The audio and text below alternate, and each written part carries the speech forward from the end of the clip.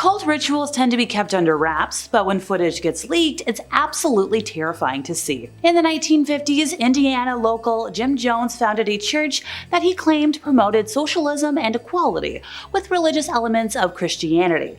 Initially, he wasn't much more than a charismatic hustler who faked faith healings by having audience plants pull chicken livers out of congregants' mouths, but as the years progressed, he demanded more and more of his followers. In the early 1970s, he moved his group to California and set them up in a commune-like settlement in Redwood Valley. After he established several locations throughout the state, including its main headquarters in San Francisco, the temple forged ties with many left-wing political figures and claimed to have like 2,000 members. Granted, it might have been more like 3 to 5. Jones eventually came to believe that nuclear war was imminent and moved his followers again to the South American country of Guyana, because he thought this would be outside the potential danger zone. So the group lived there for several years as the People's Temple Agricultural Project. But after former members started speaking out against the church, San Francisco Congressman Leo Ryan decided to travel there to investigate claims of harm. During his visit, a number of temple members were like, "Hey, can we leave with you?" And they accompanied him to the local airstrip at Port Kituma. There they were intercepted by self-styled temple security guards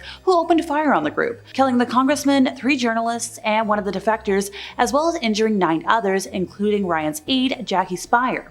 The video we have for you today is a couple of seconds of the incident that were captured on video by NBC cameraman Bob Brown, one of the journalists who sadly passed away in the attack. And this was right before the event we all know. That evening in Jonestown, Jones ordered his congregation to drink a concoction of poison-laced, grape-flavored Flavorate. Yeah, this is where we all got the phrase drinking the Kool-Aid, but it wasn't Kool-Aid. All in all, 918 people died, including 4 folks that died at the temple headquarters that night in the capital of Georgetown. Oh, and side note, surviving temple members of the mass death in the US announced their fears of being targeted by a hit squad composed of survivors, because, yeah, they were terrified. Similarly, in 1979, the Associated Press reported a US congressional aides claim that there were 120 white, brainwashed professional killers out from Jonestown awaiting the trigger words to pick up their hit. Temple insider Michael Prokes, who had been ordered to deliver a suitcase which contained temple funds, which were supposed to be transferred to the Communist Party of the Soviet Union, took his own life in March of 1979. 4 months after the incident. In the days leading up to his death, Michael sent notes to several people, together with a 30-page statement he had written about the temple. He had arranged for a press conference in a Modesto, California hotel room, during which he read a statement to the 8 reporters who attended, before excusing himself, entering a restroom, and sadly taking his life. A Canadian nature lover's attempt to capture wildlife on camera kind of backfired in a terrifying way after she accidentally documented what appeared to be nude witches eating a carcass at night, right by her house. She said, "I don't know what the heck was up with that." This was Cornea Stanhope. She told the news outlet because she was like, "What's going on?" She's like, "It really freaked us out. It's not something you see every day." Yeah, no kidding. Now, the Powell River local had reportedly been riding one of her horses one day when she came across a dead deer in her garden. And while most folks might have been like, "Okay, gross, let's just get rid of it," the woman and her father decided to set up a camera to see if the carcass would attract any critters at night. Because why not? So she got there the next day and Bob said, "Hey, there's nude people on the camera." And she's like, "Okay, you're kidding, right?" She called a bull, and then he was like, "Nope, here's the photos."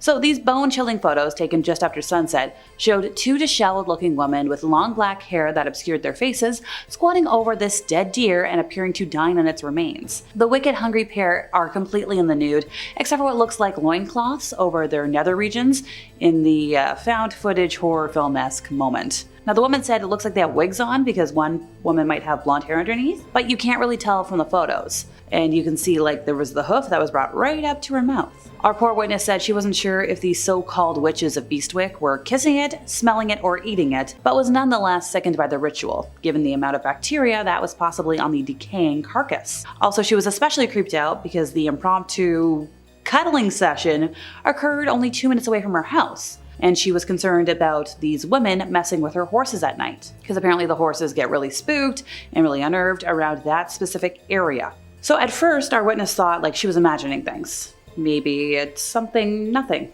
Social media seemed pretty convinced that the Canadian had witnessed witches, a local cult, or some other malevolent entity performing a demonic ritual. Somebody was like, "This is actually terrifying."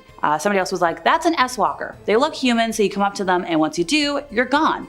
Another person was like, "That's basically a walking demon from hell."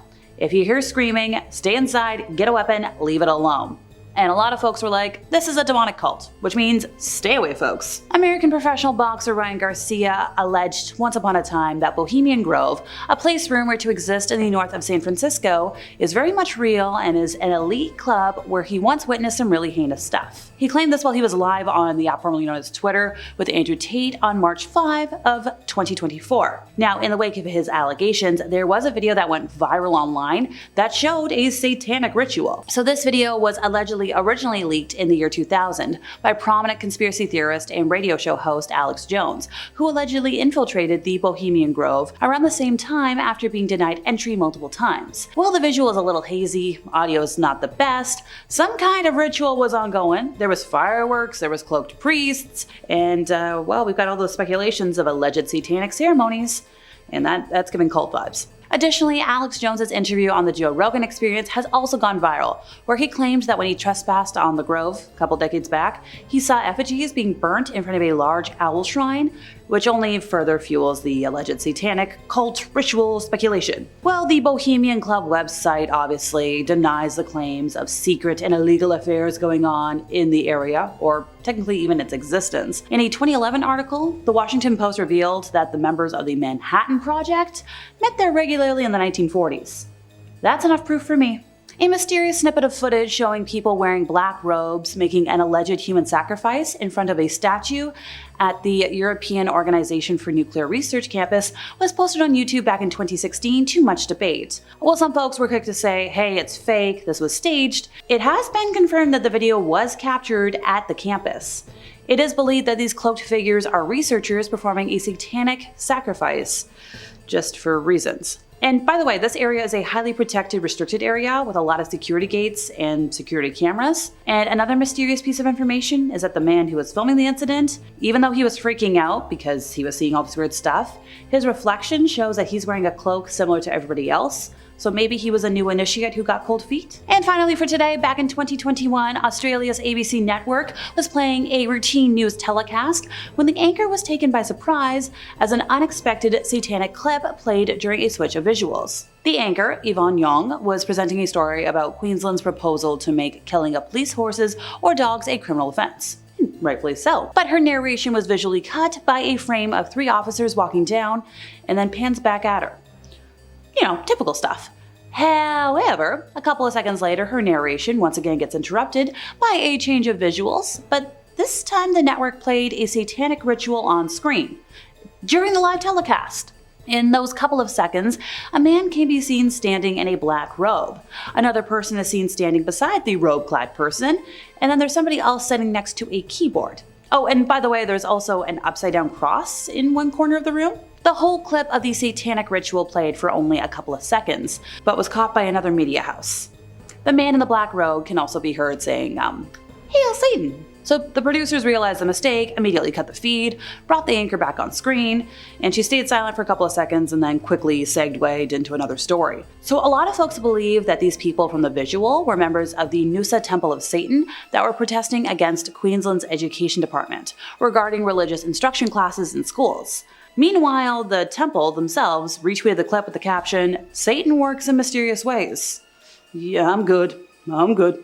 And that's all for today, folks. I've been Alexa, your resident ookie spooky girly. See ya!